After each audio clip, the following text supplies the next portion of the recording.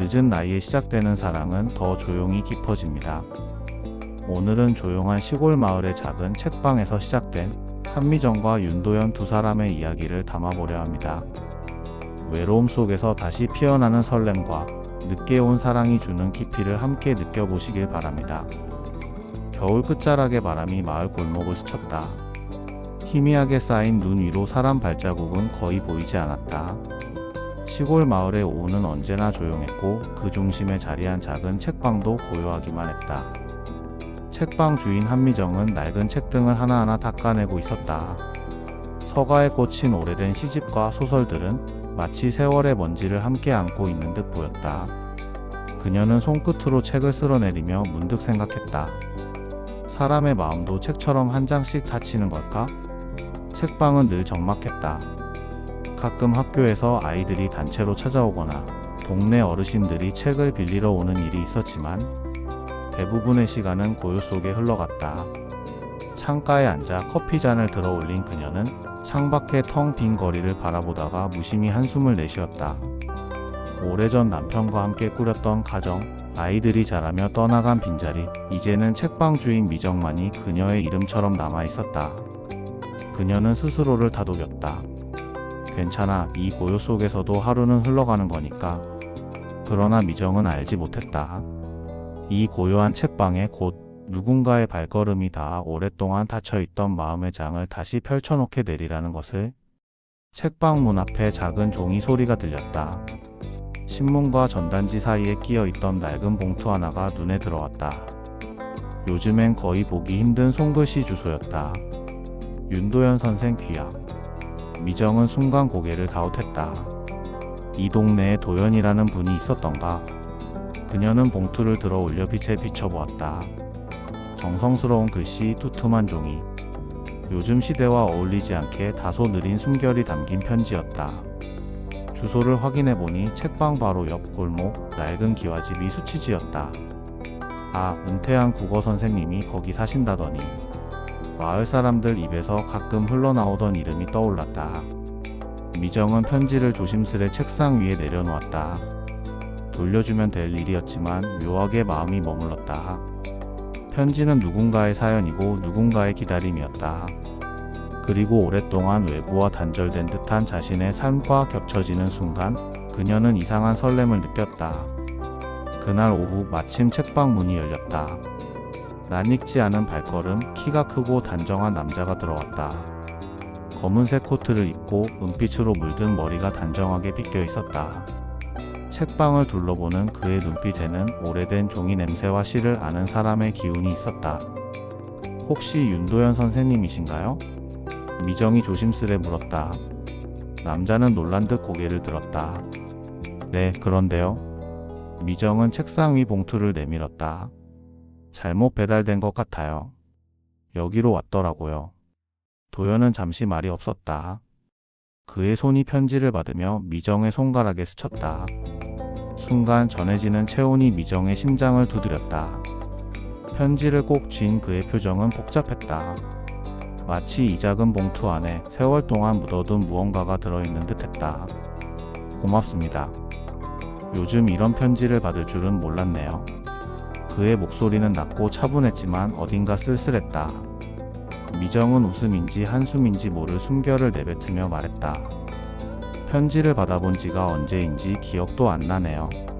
저도. 그 순간 책방의 공기가 달라졌다. 두 사람 사이에는 짧은 대화였지만 편지 한 장이 그들의 외로움과 시간을 잇는 다리가 되고 있었다. 도현은 책방을 한 바퀴 둘러보았다. 손끝으로 책등을 쓰다듬으며 말했다. 이런 공간이 아직 남아있다는 게 참 반갑네요. 저는 평생 아이들에게 책을 가르쳤지만 정작 제 마음을 위해 책장을 넘길 시간이 많지 않았거든요. 미정은 고개를 끄덕였다. 저도 그래요. 책이 곁에 있는데 정작 제 마음을 채워준 적은 없었던 것 같아요. 짧은 순간이었지만 두 사람의 말 속에는 닮은 외로움이 있었다. 그리고 그 외로움이야말로 새로운 이야기가 시작되는 불씨였다. 윤도현은 받은 편지를 코트 주머니에 넣은 채 책장 앞에 오래 서 있었다. 손끝이 시집의 책등을 천천히 후들 때 미정은 그의 옆모습을 조심스레 바라보았다. 은빛 머리칼, 오래 교단에 서 있던 사람만의 차분한 기운. 낯선 이였지만 묘하게 익숙한 온기가 느껴졌다. 선생님은 어떤 책을 좋아하세요? 미정이 용기를 내어 물었다. 도연은 살짝 미소 지으며 대답했다. 시요. 특히 오래된 시집. 젊을 땐 아이들 앞에서 교과서 속 시만 읽었는데 은퇴하고 나니 이제는 제 마음이 읽고 싶어 하는 시를 찾게 되더군요. 미정은 무심코 웃음을 지었다. 저도 그래요. 손님 없는 시간에 시집을 펼쳐요. 근데 이상하게도 글자는 눈에 들어오는데 마음은 자꾸 멈추더라고요. 도연은 고개를 끄덕였다. 글자는 그대로인데 마음이 멈추는 순간이 있죠. 그건 아마 아직 끝내지 못한 이야기가 남아있기 때문일 겁니다. 그 말은 마치 미정의 속마음을 읽은 듯 했다. 가슴 깊은 곳이 저릿하게 울렸다. 그녀는 오랫동안 잊고 있던 질문 하나를 떠올렸다. 나는 지금 무슨 이야기를 끝내지 못한 걸까? 책방 안은 여전히 고요했지만 공기는 달라져 있었다. 창밖 겨울 햇살이 유리창 너머로 들어와 두 사람 사이에 부드럽게 내려앉았다. 그 빛 속에서 미정은 깨달았다.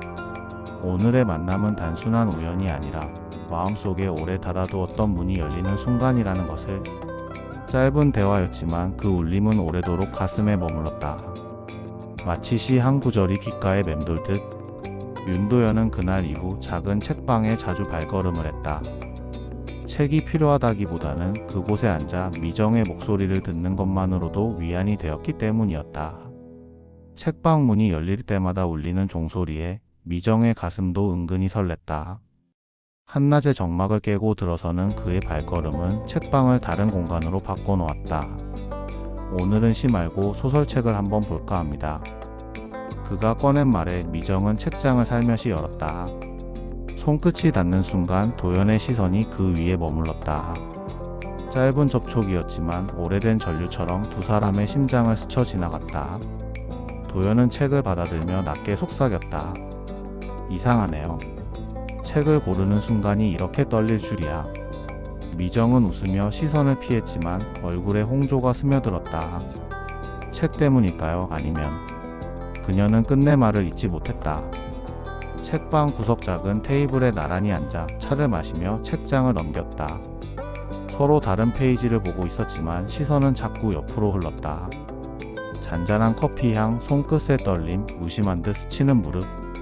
그 순간마다 둘 사이에는 설명할 수 없는 긴장과 설렘이 차올랐다. 도연의 눈빛이 오래 머무르자 미정은 속삭이듯 말했다. 이러면 곤란해요. 여긴 손님들이 오는 곳인데. 그러나 목소리보다 빠른 건 가슴의 두근거림이었다. 도연은 천천히 책장을 덮으며 대답했다. 알아요. 하지만 책보다 지금은 당신 얼굴이 더 선명하게 읽힙니다. 그 말에 미정의 심장이 철렁 내려앉았다. 책방 안의 공기가 달라졌다. 설렘과 두려움 그리고 알 수 없는 열기가 조용히 번져갔다. 책방 문이 닫히자 저녁의 고요가 스며들었다. 윤도현은 책을 덮으며 미정에게 말했다. 오늘은 책이 잘 안 읽히네요.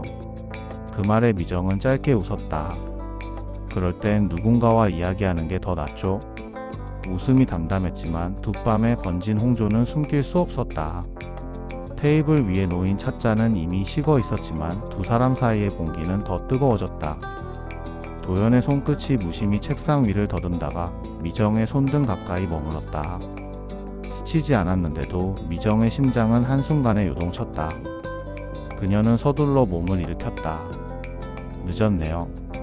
이제 문 닫을 시간이 다 됐어요. 하지만 도연은 움직이지 않았다. 의자에 앉은 채 조용히 그녀를 바라보았다. 그 눈빛 속에는 오래 눌러온 외로움과 이제는 더 이상 숨기고 싶지 않은 간절함이 뒤섞여 있었다. 한미정 씨. 낯설게 정중한 호명이 오히려 더 가깝게 느껴졌다. 그녀는 그의 시선을 피하지 못했다. 책방에 올 때마다 느낍니다. 이곳은 단순히 책을 고르는 공간이 아니에요. 내 마음이 조금씩 살아나는 곳. 그리고 당신 덕분입니다. 미정은 말문이 막혔다. 그의 고백 같은 말이 설레면서도 두려웠다. 책방 문 밖에는 여전히 마을 사람들이 오가고 집에서는 아이들이 자신을 기다릴지도 모른다. 책임, 시선, 그리고 나이. 모든 것이 그녀를 붙잡았다. 도연씨, 우리 이런 감정 가지면 안 되는 거 아닌가요? 그녀의 목소리는 낮았지만 떨림이 그대로 드러났다. 도연은 천천히 자리에서 일어나 그녀 앞에 섰다. 알아요. 하지만 안 된다고 해서 마음까지 멈출 수 있을까요? 순간 짧은 침묵이 흘렀다.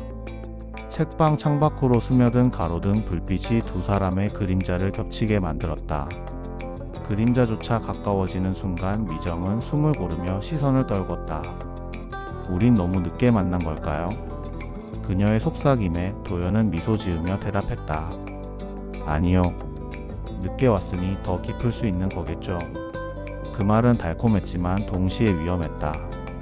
책방의 정막 속에서 두 사람은 더 이상 단순한 책 이야기를 나누는 사이가 아님을 깨닫고 있었다. 밤이 깊어갈 무렵 윤도현은 책방을 나서려다 갑자기 몸을 굽혔다. 책을 챙기던 손에서 힘이 빠지며 책이 바닥에 떨어졌다. 도연씨? 놀란 미정이 다가가 그의 어깨를 붙잡았다. 얼굴빛은 창백했고 이마에는 식은 땀이 맺혀 있었다. 괜찮습니다. 잠깐 어지러워서. 그는 애써 웃어 보였지만 목소리는 힘이 없었다. 미정은 그의 팔을 붙잡아 의자에 앉혔다. 가까이서 느껴지는 체온, 떨리는 손끝, 그리고 숨소리까지. 순간 그녀의 가슴이 세차게 요동쳤다. 괜찮다는 말 함부로 하지 마세요. 이렇게 땀이 나는데? 미정의 목소리에는 걱정이 가득 배어 있었다. 잠시 후 도연은 차가운 물을 마시고 한숨 돌렸다. 그러나 여전히 손은 떨리고 있었다. 그때 미정은 조심스레 그의 손을 덮었다. 힘들면 그냥 제 앞에서는 힘든 척 해도 돼요. 그 말에 도연은 한동안 그녀를 바라보았다. 눈빛 속에는 고마움과 동시에 오래 묻어둔 외로움이 서려 있었다. 한미정 씨. 그의 낮은 호명에 그녀의 심장이 철렁 내려앉았다. 누군가가 이렇게 진심으로 걱정해주는 게 참 오랜만이라서요. 미정은 대답하지 못했다. 대신 그의 손을 더 꼭 쥐었다. 책방의 정막 속에서 서로의 체온만이 선명하게 전해졌다. 그 순간 두 사람 모두 깨달았다. 이제 이 관계는 단순한 손님과 주인이 아니라는 것을. 책방 불빛이 잔잔히 깜빡였다. 윤도현은 여전히 의자에 앉아 있었고 한미정은 그의 앞에 조용히 앉아 있었다. 떨리는 손을 잡아주던 순간이 아직도 손끝에 남아 그녀는 쉽게 놓을 수 없었다. 조금 괜찮아지셨어요? 미정의 목소리는 걱정과 동시에 더 깊은 무언가를 담고 있었다.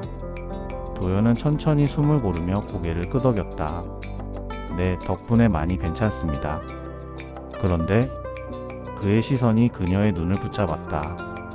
괜찮아진 게 몸 때문인지 아니면 당신 때문인지 잘 모르겠습니다. 그 순간 미정의 심장이 철렁 내려앉았다. 숨결이 막히는 듯 가슴이 조여왔다. 도연의 눈빛은 흔들리지 않았다. 오랫동안 눌러온 고독이 이제는 감출 수 없는 고백으로 번지고 있었다. 한미정 씨. 낮고 단단한 목소리가 책방 안을 울렸다. 나는 지금 내 마음이 어디를 향하고 있는지 분명히 압니다. 당신 곁에 앉아 있으면 내가 살아있다는 게 느껴집니다. 미정은 순간 눈을 감았다. 책방 밖 차가운 바람 소리가 창문을 스쳤지만 그녀의 가슴은 뜨겁게 뛰었다. 이건 설렘이자 두려움 그리고 지워지지 않을 선택의 시작이었다. 도연씨. 그녀는 낮게 속삭였다. 우리 이렇게 가면 되돌아올 수 없을 거예요. 도연은 미소 지었다. 되돌아오고 싶지 않습니다. 내가 가고 싶은 길은 이미 당신 곁에 있습니다. 짧은 침묵 뒤 두 사람은 마주 보았다. 책방의 조용한 불빛 아래 서로의 눈빛이 겹쳐지는 순간 말보다 선명한 고백이 오갔다. 책방 문을 닫고 나오자 마을길 위에는 가로등 불빛이 길게 늘어져 있었다. 윤도현은 한미정 옆에 나란히 서서 천천히 걸었다. 바람은 서늘했지만 두 사람의 어깨가 스칠 때마다 그 온기는 금세 따뜻해졌다. 오늘 용기 내서 말한 거 후회 안 합니다. 도연이 낮게 말했다. 미정은 고개를 숙였다. 저도 후회는 아니에요. 다만 그녀의 목소리가 떨렸다. 이 길 끝에서 우리가 어떤 대가를 치르게 될지 그게 두려운 거죠. 도연은 잠시 멈춰 서서 그녀를 바라봤다. 대가라면 내가 감당하겠습니다. 그동안 나도 당신도 너무 오래 다른 사람만 위해 살아왔잖아요. 그 말에 미정의 눈가가 젖어들었다. 밤하늘 별빛이 번져 그녀의 눈물 위에 반짝였다. 그 순간 도연은 용기를 내어 그녀의 손을 잡았다. 차갑게 식어 있던 손끝이 그의 손바닥 안에서 서서히 녹아내렸다. 그 단순한 접촉만으로도 두 사람은 말할 수 없는 떨림을 느꼈다. 이 손 잡고 싶었습니다. 오래전부터. 도연의 고백에 미정은 손을 빼지 않았다. 오히려 손끝을 조금 더 당겨 그의 손을 감쌌다. 가까운 공원 벤치에 앉았을 때 두 사람은 말없이 서로의 옆에 기대었다. 멀리서 개 짖는 소리가 들리고 바람에 나뭇가지가 흔들렸지만 그 소란조차 두 사람 사이에선 잔잔한 음악처럼 울려 퍼졌다. 도연씨, 미정이 조심스럽게 속삭였다. 이런 감정 나한텐 너무 오래 잊고 있던 거예요. 여자로서 설레는 마음이 다시 올 줄은 몰랐어요. 도연은 그녀의 손등을 어루만지며 대답했다. 저도 마찬가지입니다. 은퇴한 뒤 다시는 심장이 이렇게 뛰진 않을 거라 생각했어요. 그런데 그는 잠시 말을 멈추고 그녀의 눈을 바라봤다. 당신이 내 심장을 다시 살려냈습니다. 짧은 침묵. 그리고 두 사람은 마침내 서로에게 더 가까이 다가갔다. 숨결이 닿을 만큼의 거리에서 잠시 망설였지만 결국 입술이 포개졌다. 그 키스는 조심스러웠으나 동시에 오래 눌러둔 감정을 깨우는 깊은 울림이었다. 야릇한 긴장과 따뜻한 설렘이 뒤섞여 두 사람은 그 순간만큼은 세상의 시선과 책임을 모두 잊고 있었다. 입술이 떨어졌을 때 두 사람은 한동안 숨조차 쉬지 못한 채 서로를 바라보았다.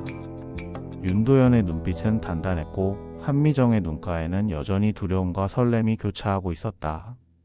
이 길을 계속 가면 상처받는 사람들이 많을 거예요. 미정의 목소리는 떨렸지만 눈빛만큼은 흔들리지 않았다. 도연은 고개를 끄덕였다. 알아요. 그래서 더 진심이어야 합니다. 나는 이 감정을 잠깐의 흔들림으로 만들고 싶지 않아요. 내 남은 생을 걸고 당신 곁에 있고 싶습니다.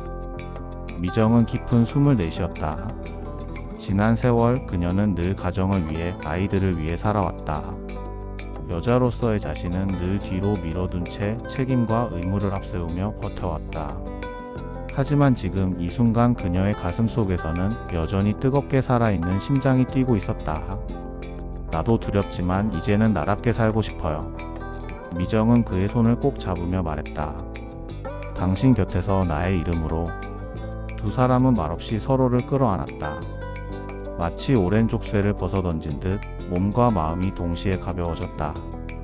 그날 이후 책방은 조금씩 달라졌다. 도연은 매일같이 들렀고 미정은 더 이상 혼자가 아니었다. 책을 고르는 그의 모습, 커피를 내리며 나누는 짧은 대화, 그리고 퇴근길에 함께 걷는 발걸음. 이 모든 순간이 두 사람의 삶을 다시 빛나게 하고 있었다. 마을 사람들의 시선은 꼽지 않았다. 속삭임과 수군거림은 여전히 따라붙었다. 그러나 두 사람은 흔들리지 않았다. 이제 그들에게 가장 중요한 건 세상의 평가가 아니라 서로의 마음이었기 때문이다. 늦은 저녁 책방 불빛 아래에서 도연이 미정을 바라보며 말했다. 우린 이제 늦게 피어난 꽃 같네요. 미정은 미소를 지으며 대답했다. 늦게 피어도 더 깊게 피어나는 꽃도 있잖아요. 그리고 두 사람은 조용히 서로의 손을 잡았다. 말없이 그러나 분명히 남은 삶을 함께 걸어가겠다는 약속을 그렇게 나누었다. 책방 창밖으로 달빛이 스며들었다. 흰빛은 두 사람 위에 고요히 내려앉으며 마치 오래 기다린 축복처럼 그들의 늦은 사랑을 비추고 있었다.